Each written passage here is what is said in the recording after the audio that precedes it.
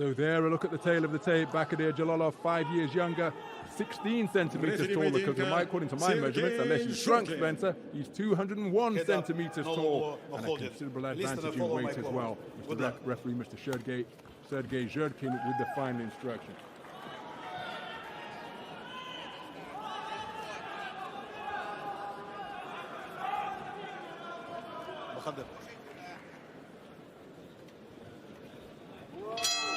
Box.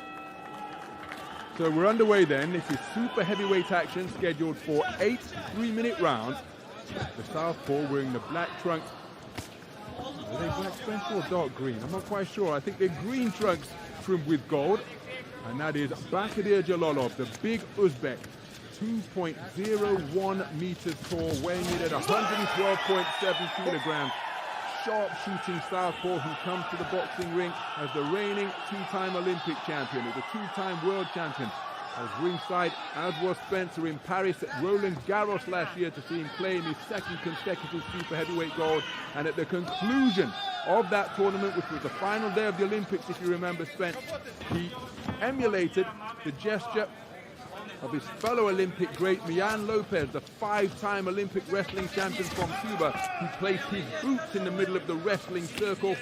The big Uzbek Bahodir Jalolov placed his jersey in the middle of the Olympic boxing ring beneath the lights at Roland Garros at the Court Philippe Chatrier, suggesting that he may well have called time on the 3-round format of his boxing career. Will he now begin to make a run at the top prize as a professional?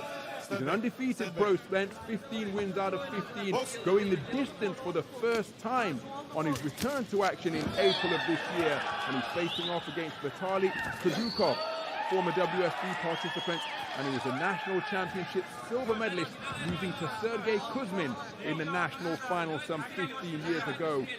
First of multiple titles for Sergei Kuzmin, but that an idea of this man's credentials in the 3-round format. And as you can see, to make up for his lack of bulk and inches against Bahodir Jalolov, he's bringing the fight to the big Uzbek, but he's picked off by a southpaw bolo left hand, followed by a stiff right jab.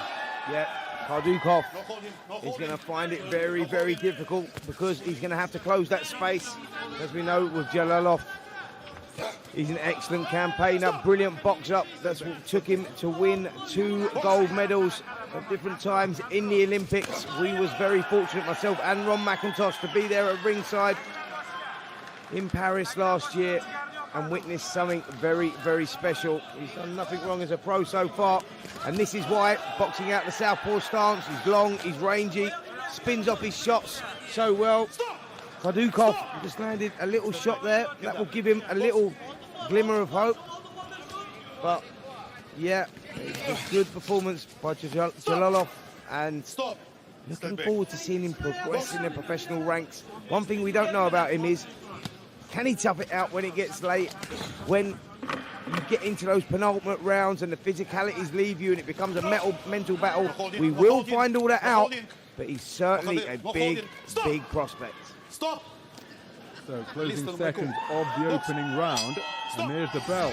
And to pick up on the point that Spencer Oliver, the former European super bantamweight champion and my verbal sparring partner tonight, to pick up on the point that he was making, he was back in the ring for the first time since we commentated on him in Paris, Spencer, in April of this year, and he's put Igor Serabujski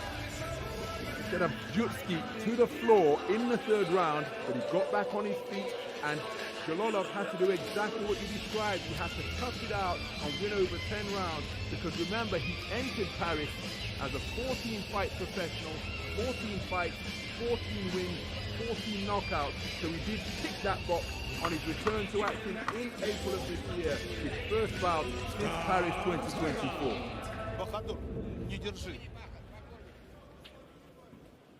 Stop. Stand back. Box. So into the 2nd round then, start of the year. Bitterly cold night in January. I was in Yerevan at the Karen Demirchan Sports Complex in the Armenian capital to see Vitaliy Kudukhov. fight against Vitaliy, the World Championship silver medalist from the Belgrade edition in 2021. I was ringside to see Vitaliy, the towering soldier from the Armenian army, box his way to the silver medal rostrum.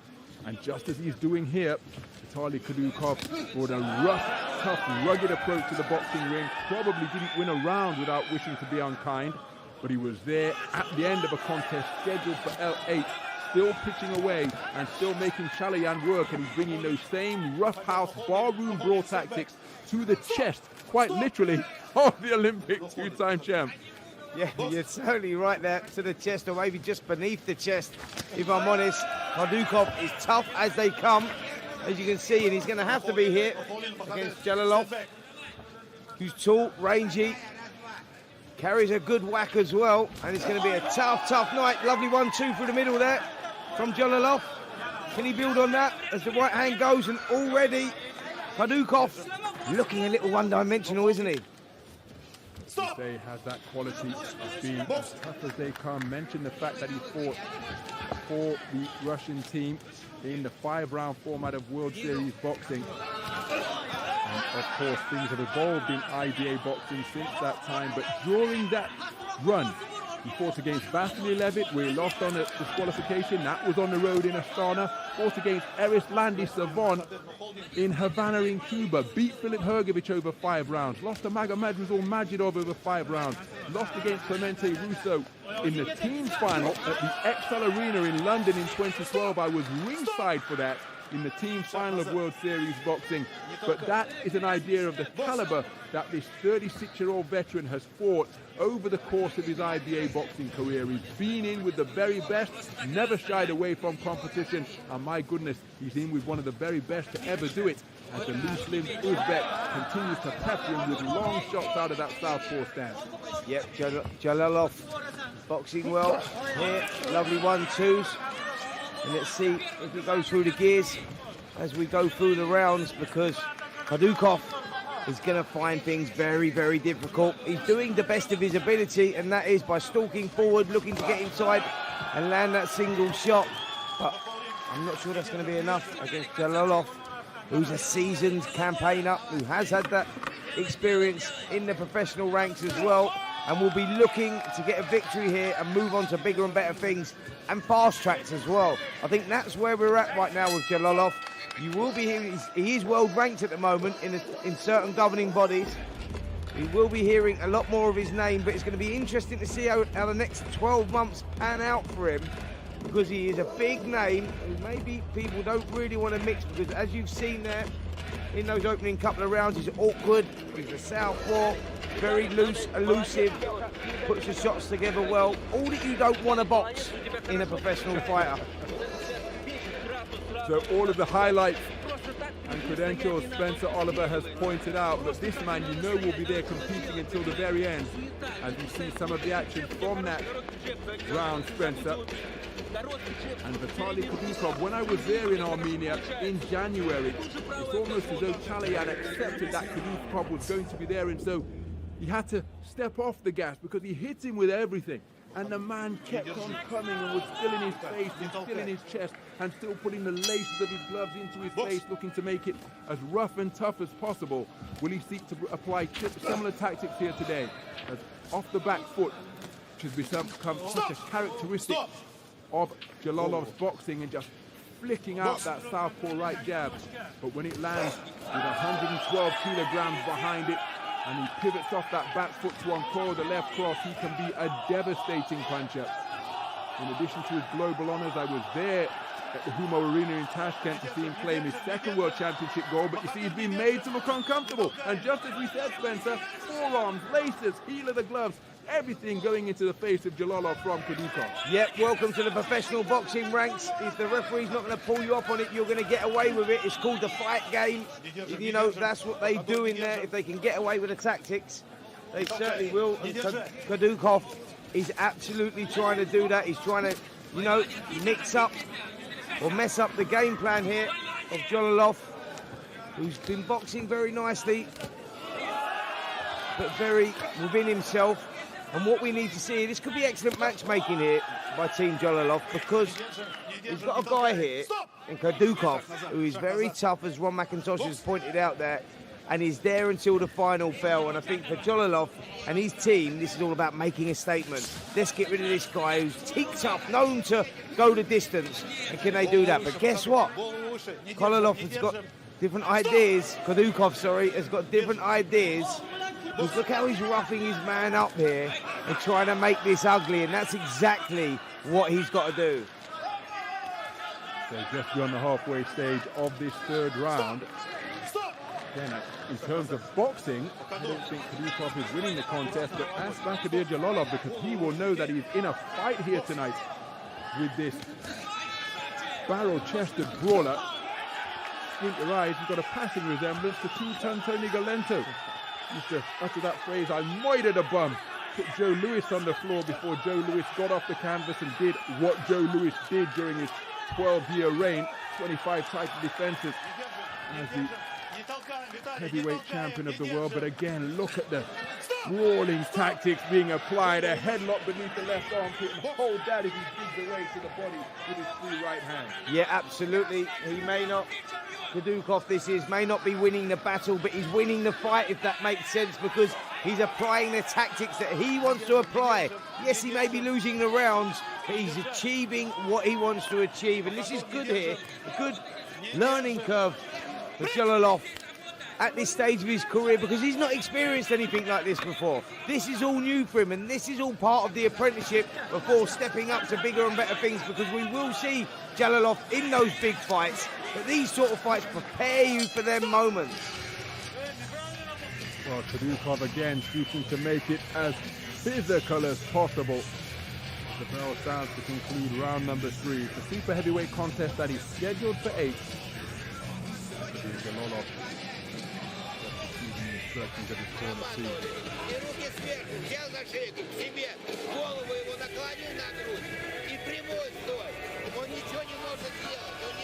That's one of the hardest coaches in Olympic-style boxing there, waving that towel, Spencer. My good friend from the Uzbekistan setup. Well, unfortunately, I can't give you any sort of translation there. I was trying my hardest, Ron, but I've got a good idea what it was, but not entirely sure.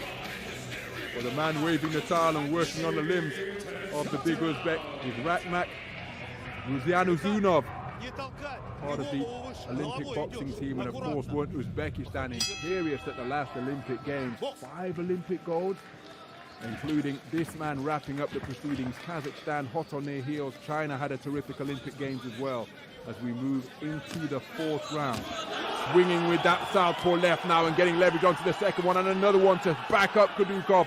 Roundhouse left, crashing into the shaven head of Vitaliy Kudukhov. And a man as tough as him just had to exhale his cheeks, bite down before stepping back into the fray. But you get the sense that Jalolov has had enough of the barroom brawl tactics being applied, and he's seeking to maintain a gap and just deter the forward forays of Kudukhov with some really heavy leather, particularly from that southpaw left. Yeah, good work there from Jalolov, and he needed that. I just want to see him go through the gears a little bit. We know that he's safe, and he was in his, he's fighting his safe game there, keeping it at distance, controlling the space, working the straight 1-2s, but now he's starting to plant his feet and really dig in with that left hand. And Kudukhov, trust me, if he continues taking those, surely at some point he'll crack. Body shot whipped in there. You heard it crunching in to the side of the rib cage there of Kudukhov. A man still stalks forward, showing a lot of resilience for sure. How much more of that can he take? Approaching the halfway stage, quick resumption from Kudukhov, using all of his experience. After the referee separated the two, he let a cluster of punches go. And still trying to get in the face and sit on the chest of Bahodir Jalolov. He's put an awful lot into these big southpaw lefts, and look at how he wilts down to the canvas there. As the man who is built like a drayman muscles his way inside, looking to unload once again. Yep, relentless pressure from Kudukhov. You can't take nothing away from him. He shipped some heavy punishment in those opening 3 rounds, but he's still there, still defiant, still pushing forward. And there you see him landing a couple of shots. And I'll tell you what, Ron, this could get quite interesting if Jalolov is taken into those final few rounds And where I said to you, he hadn't been tested, to that extent. What I'm saying is, yes, he went the 10-round distance last time out, but this is a different kettle of fish. What I'm saying is, I want to see him tested as in push, having to dig deep. A bit like, when Lennox Lewis boxed Ray Mercer and you saw him fighting down on the gum shield and you go, he's really questioning himself and finding that character within himself. This is the type of guy that could cause Jalolov those sort of problems, if that makes sense. Remember, 6 months out of the ring since his first time hearing the final bell in his contest in April. Prior to that, it was 8 months out of the ring after his Olympic triumph. And now Jalolov, after planting his feet at the start of the round, gliding around the boxing ring with a litheness that belies his 112.7 kilogram bulk.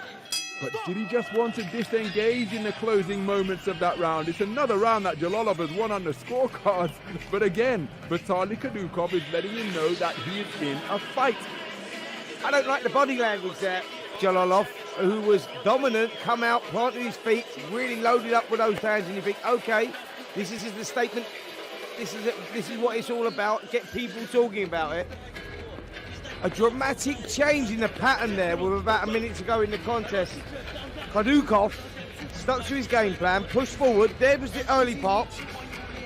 The left hand through the middle, the big one that went through, and another one flush there, and you go, right, this time now for Jalolov to really establish himself, make a statement, and he can do that if he just turns a screw, goes through the gears a little bit, shows us a little bit of acceleration.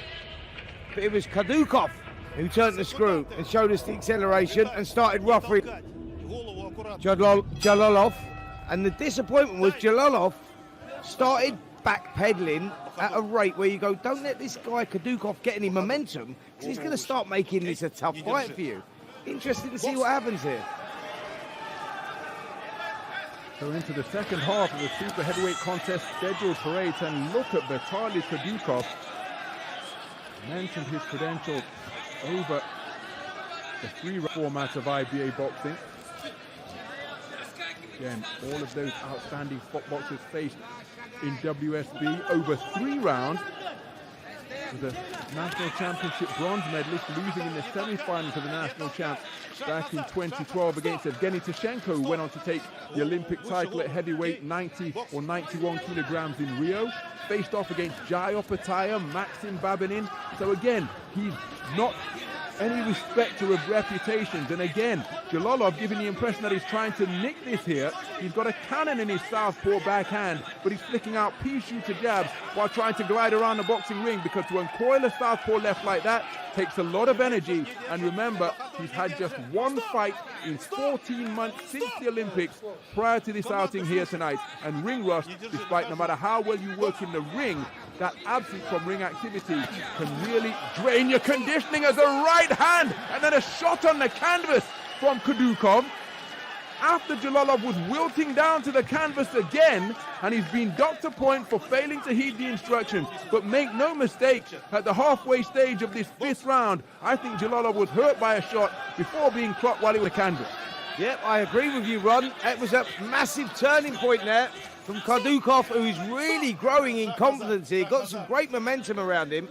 And Jalolov, the body language is not great here. He's on the bike, he's trying to survive, and you nailed it when you said it. He's trying to nick this. He's trying to nick that, and that's not good enough when you're a guy with the background that he's got, and 2-time Olympic gold medalist. You need to make a statement against these opponents. They're there for you to blow away, and if you can't do that, that's alarm bells ringing.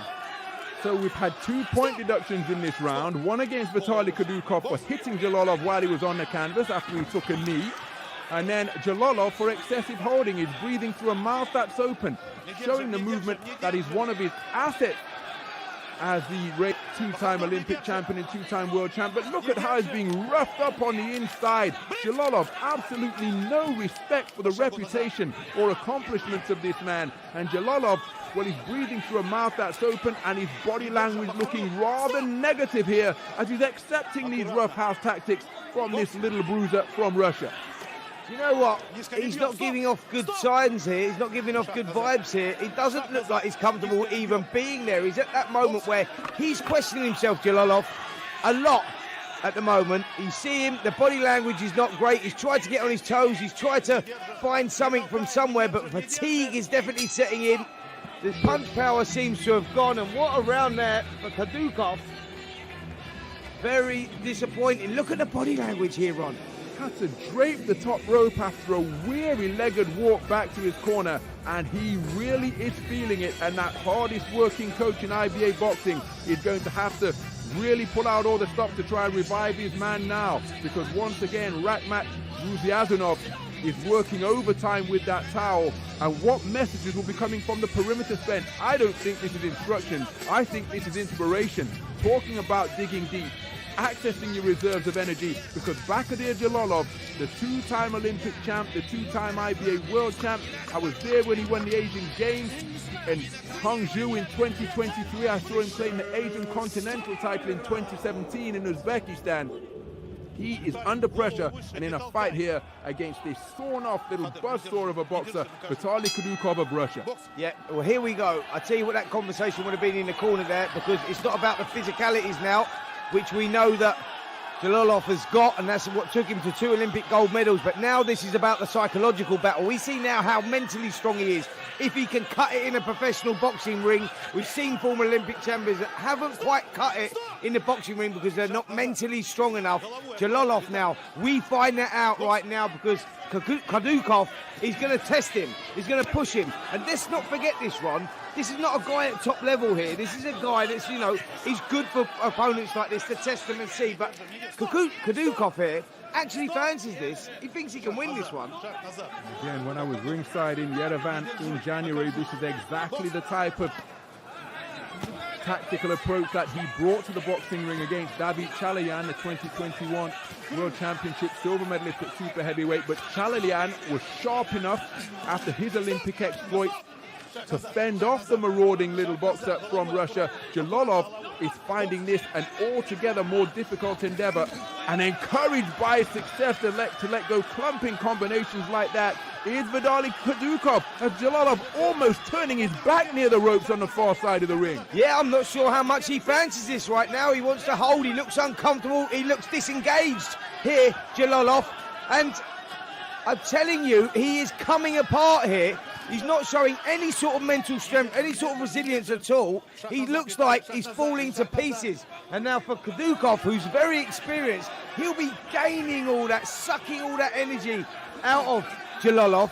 And this is worrying times for the double Olympic champ, because he looks a shell of himself at the moment. Up on his toes, trying to get some dynamism into his work, flicking out a southpaw right jab, which Kudukhov runs into. But again, look at that, it's Jalolov who's having to initiate the clinch, as Kudukhov fighting his way through the commands, a little bit of a forearm beneath the jaw. He won't mind if he gets points deducted, because the manner in which he's going about his work, he gives the impression that he feels he can secure an inside the distance finish here. Yep, he certainly does. He's going for it. He knows he's probably going to need the knockout to win this one. He lost the first 3 or 4 rounds for sure. The 5th round, he might have turned it around, but we've got to remember Jalolov is on home ground here. He's going to really have to win wide on points to get the decision. So closing seconds of the 6th round, and Bahodir Jalolov is conditioning really being contested here. Look at his legs, he can barely keep his stance. Throws a southpaw left uppercut while wilting back towards the ropes. But again, it's an awful lot of bulk to carry around at 112 kilograms at 6'7" or 201 centimeters. And the punches that were so heavy and sharp in the first 3 rounds of the contest, well, they've taken on a more ponderous, languid quality here now. And it's another rubbery-legged walk back to the stool. Thankfully, it was in position on this occasion, and he didn't need to drape himself over the top rope. But Bahodir Jalolov in a real test of soul with 6 minutes of boxing remaining. Yeah, going to be an interesting 6 minutes, isn't it? Here we see round number 6, some of the action. Jalolov trying to keep that distance, keep that space. The jab there, lovely. He landed a couple of nice left crosses through the middle as well. But Kudukhov, he's that guy that's tough, rough, loves having a fight. And he's very comfortable in that.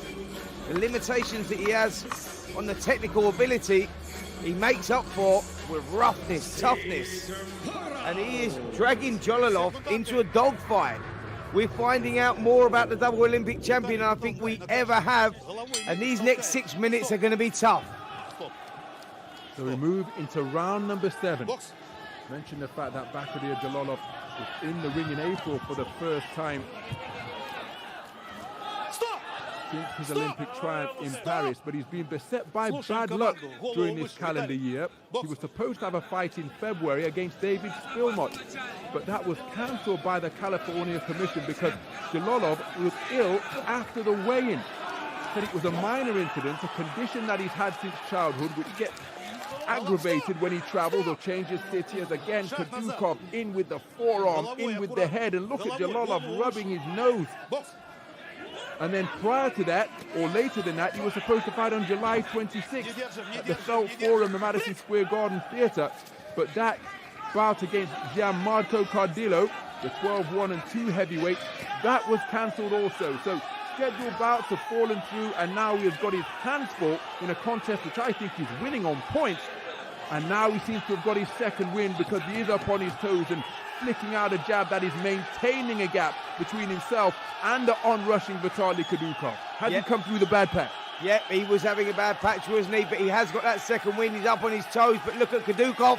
He wants to make a fight of this still. Respect to the man. He's pushing forward and he's trying and he's making it hard for Jalolov, who now does seem to have found a second wind, and that's good to see because he's got some sort of rhythm and spring in his step now. And that was important because there was a moment there, wasn't there, where Jalolov just come to pieces, looked very fragile, not just physically, but mentally as well. And that will give opponents in the future hope for sure, because there are fragilities around Jalolov, and I think they can be exploited in the professional boxing ring. But thankfully, he's got his game back together and looks in control. So a minute remaining in the 7th round, and now Jalolov up on his toes, using all of the space of the boxing ring, making the marauding Kudukhov miss. But Kudukhov still in there, trying to wrestle back the momentum that he established through round 3, through rounds 4, 5 and 6. Particularly in round number 5, which was an incident-filled affair when Kudukhov was docked a point for hitting Jalolov while he was on the floor. And then Jalolov was docked a point for excessive holding in the midst of his bad patch, where he appeared as though he was wading through treacle at times, but he's altogether sharper and more dynamic here.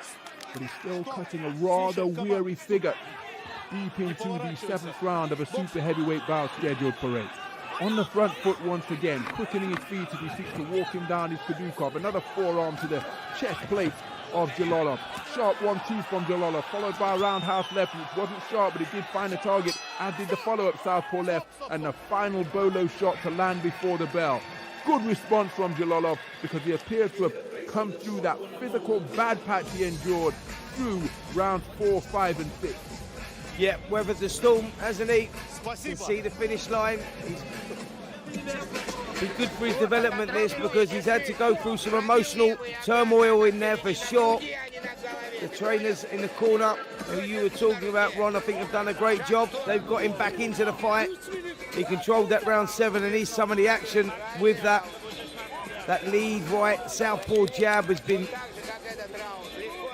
peppering him all night, getting through with some good shots. That right hand, the left hand, backhand has been very effective as well. The one shot I don't like from Jalolov is that lead uppercut that he does, because when he does that, he leans back, leaves his chin exposed, and at a high level, he will be made to pay. Maybe something to work on for Jalolov, but all in all, it's been an interesting fight, entertaining fight, and I think 3 minutes to go, anything can happen.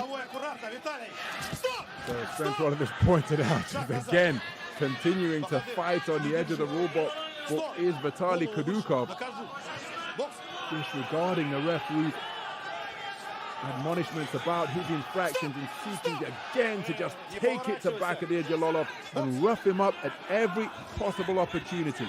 But Jalolov up on his toes and spearing out a flicking jab, but it's doing damage. It's disrupting the forward advance of Kudukhov, and here he brings that spearing left cross into play before spinning off the line once again. Yeah, impressive stuff from Jalolov. Flicking it out, peppering it out as he has been doing, but Kudukhov, that's all I'm impressed with. This guy, he's like a little tank. He's walked forward, he hasn't been disheartened, and he's giving it a real go, making a real contest to this one. This is what I don't like from Jalolov. The way he looks so fragile on the inside, he's happy to get his head lifted up and he wants to complain to the referee. The way that he's pushed down on the floor so easily as well. It feels like there's no physical presence there. You know, what you need as a heavyweight to become world heavyweight champion, you need all those attributes. It's okay, all that fancy stuff and spinning off, but I need to see some dog in you as well. And I've not seen that in Jalolov tonight. Wilting down towards the canvas once again. Kudukhov leaving his head in there, just letting Jalolov feel him. You're on the halfway stage. Jalolov looking for the counter left bolo uppercut once again, only to find Kudukhov living in his chest. And again, Jalolov has got to show, Spencer, as you've been pointing out, that he's not that guy who's only a slick boxer, but he does have that innate toughness and mettle that's necessary. And I'm not questioning whether he has it, but he has to demonstrate it against a little barroom brawler like this.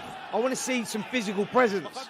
I don't want to see him getting manhandled around the ring, because that's what's happening here. As I said, yes, he's winning the battle, but for me, Kudukhov is winning the fight because he's achieving what he wants to achieve. The rounds are going, of course they are, to Jalolov, but I'm not seeing no physical presence in there. He's not stamping his authority. He's not outmanning him. He's getting outmanned in there. Even though he's winning the fight, he's getting outmanned, and I think for a higher level, that's a big, big problem.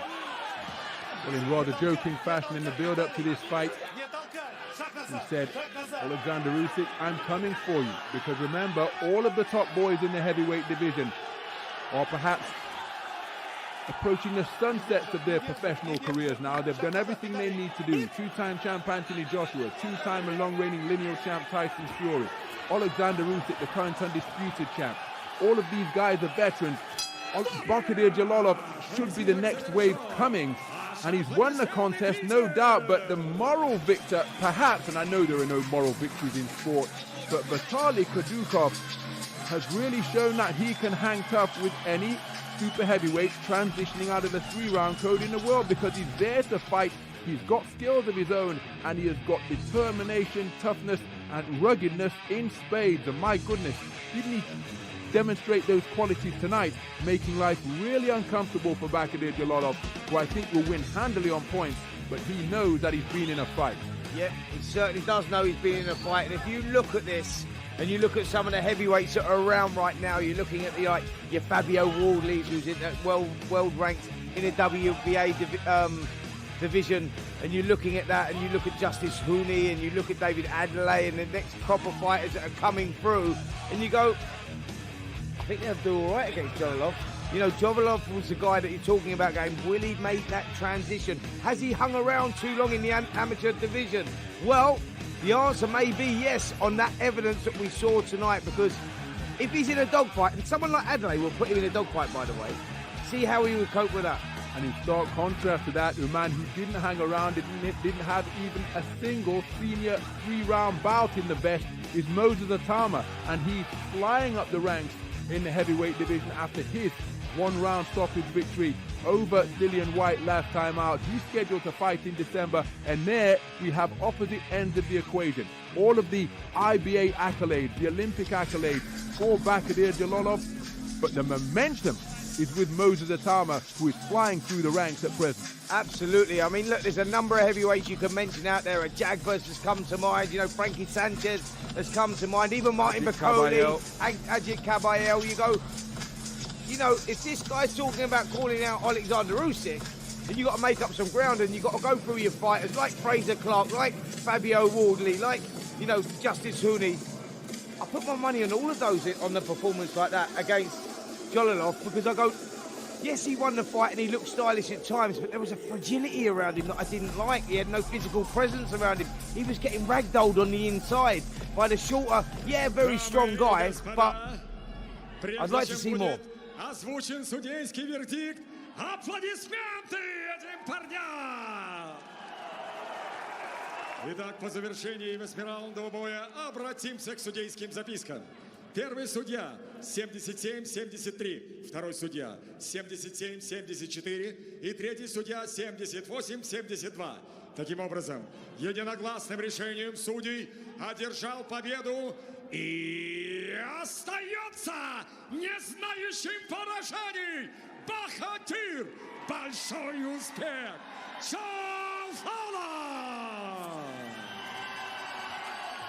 So Bahodir Jalolov, just his second fight in 14 months since the Olympic Games, remains unbeaten outside of the best of IBA 3-round style boxing. A unanimous point decision victor over the veteran Vitaliy Kudukhov.